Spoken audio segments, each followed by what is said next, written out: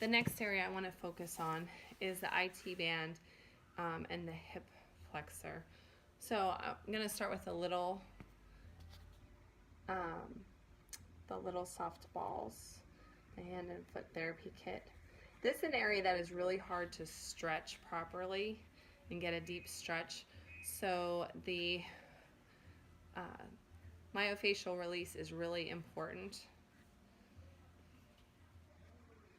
Just gentle circles.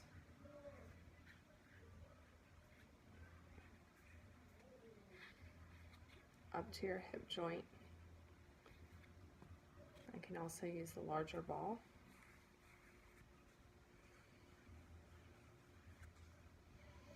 This is really important if you're doing martial arts, well, and if you're a runner.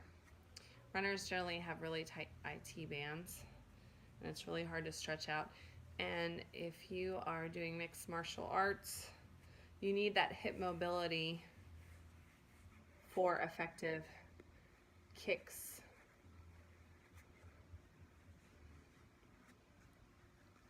So I'm going to roll that. You can also gently push on your psoas, find your hip bone, press it into your hip flexor. Just around the hip bone, not actually on the bone itself. Press. You can do that with a smaller one as well.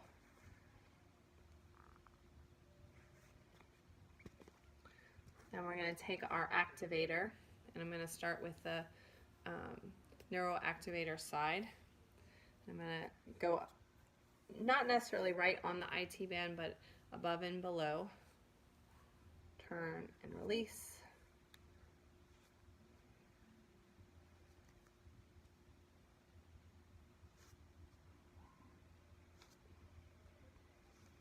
If I want to use the nodes, I'm just going to, oh, that feels really good. Now the IT band, when you are rolling on this side, it's generally going to be one of your more sensitive areas, so be prepared for that.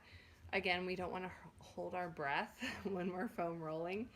A little bit of that discomfort, maybe that fascia trying to release, so you want to hold at that uncomfortable spot for about 20 seconds or so until you feel the release and it doesn't hurt, and then you can continue rolling. And again, you can also use the lacrosse ball side here. Just putting some pressure, rock, rock, up and down. That feels really good. Once you've used those tools, then you're ready to take your foam roller. IT band, we're using the back, the zone 3 right here. The foam roller is going to be mostly behind you.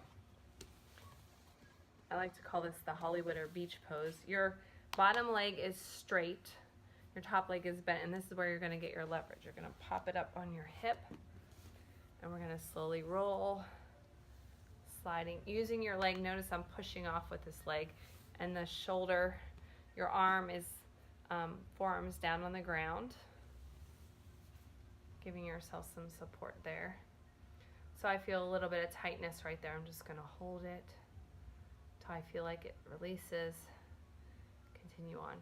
When you're doing the Rolga piece and you're going back and forth, about 4 times is usually sufficient for this stretching to get a great release.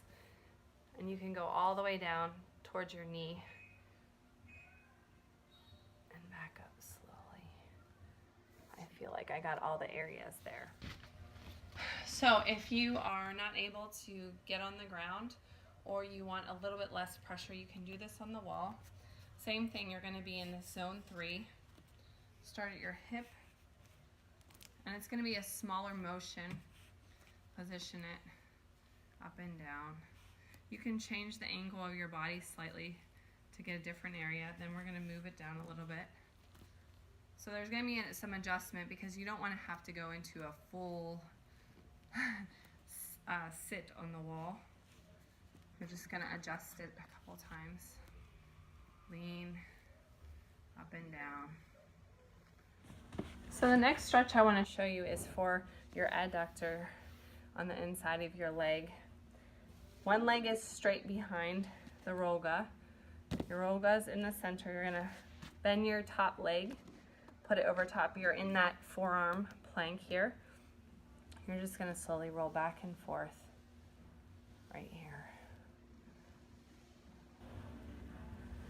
That feels really good. 4 times is sufficient. If you get a spot that's really tight, just hold until you feel that release.